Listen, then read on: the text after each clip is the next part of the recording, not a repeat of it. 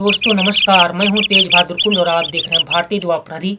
जनगणना करवाने से कतरा रही सरकार। जी हां, देश में जाति जनगणना की सुगबुगाहट हो चुकी है, क्योंकि पिछले वर्ष बिहार राज्य सरकार ने अपने यहां एक जनगणना करवाई थी, जिससे उसको बड़े तौर पर सामाजिक एवं आर्थिक ढांचों में परिवर्तन देखने को मिले थे।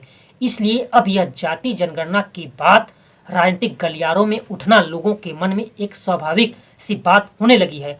हम आपको बताना चाहते हैं कि पिछले वर्ष अप्रैल में संयुक्त राष्ट्र ने भारत मुल्क को दुनिया का सबसे बड़ा जनसंख्या वाला मुल्क घोषित कर दिया, जो चीन से अब आगे है। ऐसे तौर पर जनगणना में हो रहे विलंब के बारे में देश के विभिन्न प्रकार के जो विद्वान वर्ग हैं, चाहे वह राजनीतिक संदर्भ में हो, चाहे वह आर्थिक एवं सामाजिक वर्ग के जानकार के साथ साथ वह विद्यार्थी वर्गों के मन में भी यह प्रश्न उठने लगा है कि आखिरकार देश एवं भारत सरकार इस जनगणना के कार्यक्रमों में इतना विलंब क्यों कर रही है और वह किस प्रकार के आंकड़े एवं ढांचे का वह छुपाना चाहती है। लेकिन हम आपको बताना चाहते हैं कि 1948 में जो जनगणना के कायदे देश में हैं, उसमें यह सुनिश्चित नहीं है कि भारत सरकार इसी तिथि को वह जनगणना करवाए।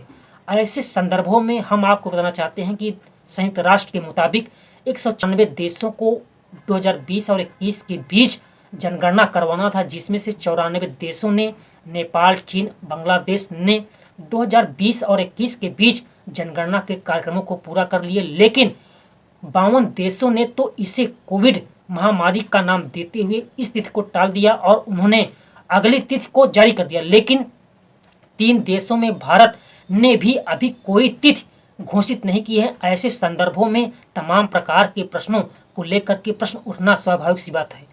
हम आपको बताना चाहते हैं कि जो जनगणना के आंकड़े होते हैं, यह वृद्धि के टैंकर नहीं होते हैं, बल्कि वह आंकड़े को देने वाले एक खजाने होते हैं, जिससे सरकार एवं तमाम प्रकार के प्रशासनिक कार्यों में बड़े तौर पर इस आंकड़े की मदद से तमाम प्रकार के कार्यों को क्रियान्वित किया जाता है और देश को एक विकसित ढांचे में आगे बढ़ने में बहुत बड़ी सहायता मिलती है। हम आपको बताना चाहते हैं कि यह जाति जनगणना के बारे में अब जो राजनीतिक गलियारों में जो प्रश्न उठ रहा है, यह 1931 में देश में जाति जनगणना हुई थी, लेकिन वह 51 में बंद हो गई थी। हम आपको बताना चाहते हैं जो 31 में जाति जनगणना हुई थी, यह जाति जनगणना जो होते हैं, यह एक सार्वजनिक आंकड़े होते हैं जो राज्य सरकारों के पास यह बड़े तौर पर लागू किए जाते हैं और राज्य सरकार इस जाति जनगणना के माध्यम से शहर एवं गांव में रहने वाले लोगों के बारे में आर्थिक ढांचों के साथ साथ उनके आर्थिक ढांचों के बारे में वह जानकारी प्राप्त करके एक ऐसी नीति को लगाते हैं ताकि उनको एक विकासवाद की धारा से जोड़ा जा सके।